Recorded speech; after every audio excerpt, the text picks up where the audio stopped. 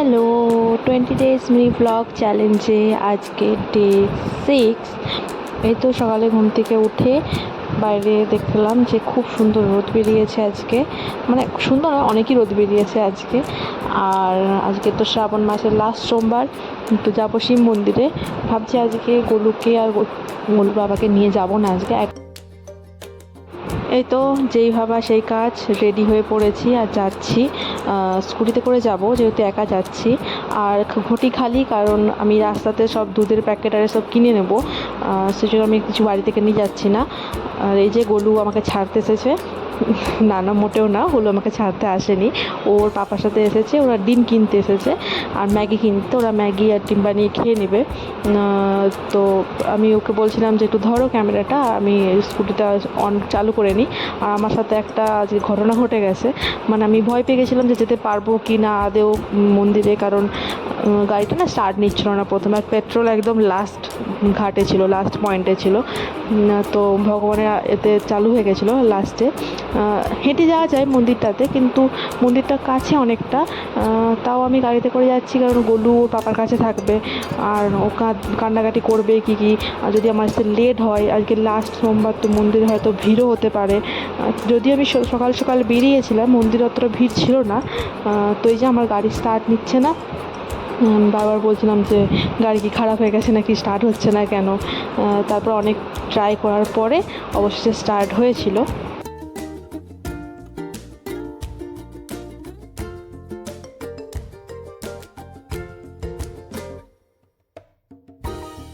এই তো অবশেষে আমি চলে এসেছি মন্দিরের কাছে। কিরানার দোকান থেকে, মুদিখানার দোকান থেকে আমি অনেক কিছু কিনে নিয়েছি, বাড়ির জিনিসপত্রও কিনেছি কিছু। একটা ধূপের প্যাকেট, একটা দুধের প্যাকেট নিয়েছিলাম, আর যে ঘটিটা আমার আছে এতে ডিক্কিতে রেখে দিয়েছিলাম গাড়ির। তো আমি যাবো এবার পুজো দিতে। আর ওখানে একটা দাদু বসেন, যার কাছ থেকে 10 টাকা দিলে ও ফুল টুল অনেক কিছু দিয়ে দেয়। তবে সেই জন্য বাইরে থেকে কিছু আলাদা করে বাইরে থেকে ফুল টুল কিনে নিয়ে আসিনি। ওই যে মন্দিরে আজকে বললাম সকাল সকাল এসেছি, সেই জন্য ফাঁকা আছে মন্দিরটা অনেকটা।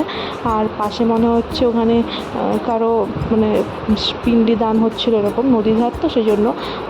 তো আর ওই যে যে মন্দিরটা আমি গেছিলাম জল ঢালতে, তার পাশে একটা বড় রাম মন্দির রয়েছে। রাম মন্দির নাম হলেও কিন্তু এখানে অনেক রকমের মানে সমস্ত ঠাকুর আছে ওখানে। তো সেখানেও ভাবলাম একটু প্রণাম করেই এসেছি যখন।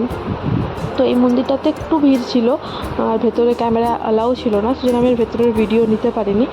তো যে প্রণাম করতে এসে গেছি।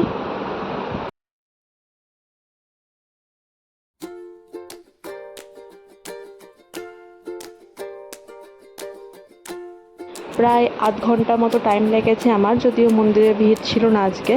তো বাড়িতে এসে গেছি, আর এসে দেখি গোলু আমাকে দেখে অনেক খুশি হয়ে গেছে, অনেকক্ষণ আমাকে দেখতে পায়নি। যদিও পাপার কাছে ছিল, কিন্তু তাও একটা মা আলাদা জিনিসই হয়। ওকে আমি ডাকছিলাম বারবার আমার কাছে আসার জন্য, তো এসেছে আর আমাকে দেখে অনেক খুশি হয়ে গেছে।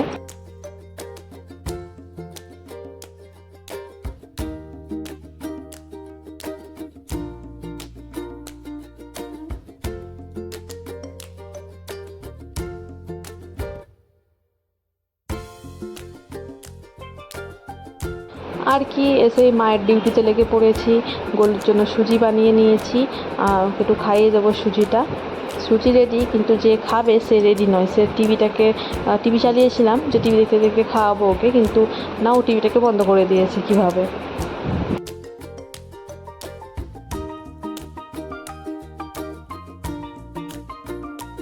গোলু এখন খাওয়াতে গেলে এরকম করে, প্রথমে খেতে চায় না, তারপরে আস্তে আস্তে টিভি দেখতে দেখতে ঠিক সবটাই খেয়ে নেয়। কিন্তু প্রথমে অনেক কিছু নাটক করে, এইসব খেলনা টেলনা নিয়ে ওর খাওয়ারে ছুঁড়ে ছুঁড়ে ফেলে দেয়। এই যে খেয়ে শেষ করে দিয়েছে, আর এদিকে খাচ্ছিল না, প্রথমে মারপিট করে খাওয়াতে হয়।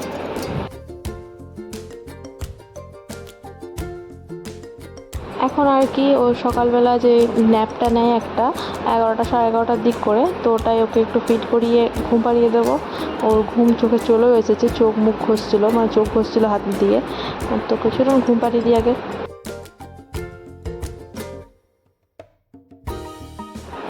এই তো ওর লাঞ্চ নিয়ে আমি চলে এসেছি ওকে খাওয়াতে, কিন্তু ও খেলাতেই ব্যস্ত। ওকে ঘুম থেকে উঠে ও স্নান টান কমপ্লিট হয়ে গেছে ওর। ওকে এবার আমি খাওয়াবো। ওর খিচুড়ি ডাল ভাত করেছিল আজকে, যেহেতু আজকে সোমবার নিরামিষ। ওরা ডিম খেয়েছে কিন্তু আমি নিরামিষই করছি ওর জন্য, গলুর জন্য।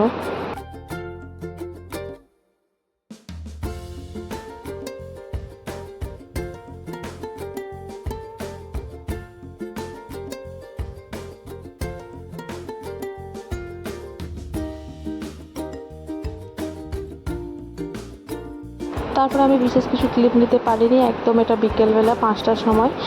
আজকে দুপুরবেলা ভাত টাত খেয়ে অন্যদিন ঘুমিয়ে যায় গলু ভালোভাবে। ভাত খেয়ে নয়, মানে ওকে ভাত খাওয়ানোর পরে এবার সেরেল্যাক্স খাই 3টের দিক করে, হোমমেড সেরেল্যাক্স। তো ওটা খেয়ে ঘুমিয়ে যায় 1-2 ঘন্টা, কিন্তু আজকে ঘুমোচ্ছিল না, বারবার উঠে পড়ছিল। সেজন্য আমারও ঘুমটা ভালোভাবে হয়নি আজকে। আর যে কখন কোলে বসে মাস্তি করছে, আমার বোলারোটা ধরে টানছে শুধু।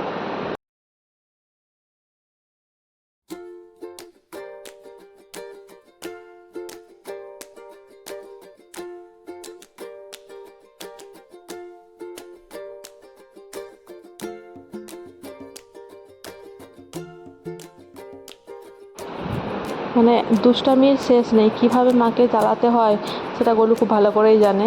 ওর দাঁত বেরিয়েছে, আর এই যে বোতলগুলোকে নিয়ে শুধু মুখের ভিতরে পুরে দেয়, বোতলের সিপিতে ও দাঁতে লেগে গেলেই রক্ত চলে আসে।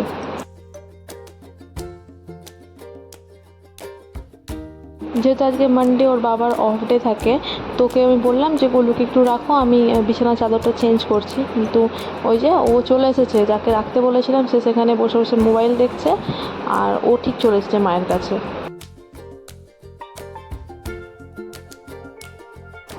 আমি চেষ্টা করি প্রত্যেক সোমবার সোমবারই বেডশিটটা চেঞ্জ করার। যেহেতু ও ঘরে থাকে, ওর পাপা ঘরে থাকে, তো গোলুকে একটু ধরলে আমার একটু সুবিধা হয়। নাহলে গোলু এই যে আমাকে অনেক ডিস্টার্ব করে, এসে বারবার পা ধরে টানে, জামা ধরে টানে, বিছানা চাদর ধরে টানে, ও ঠিক করে আমাকে করতে দেয় না।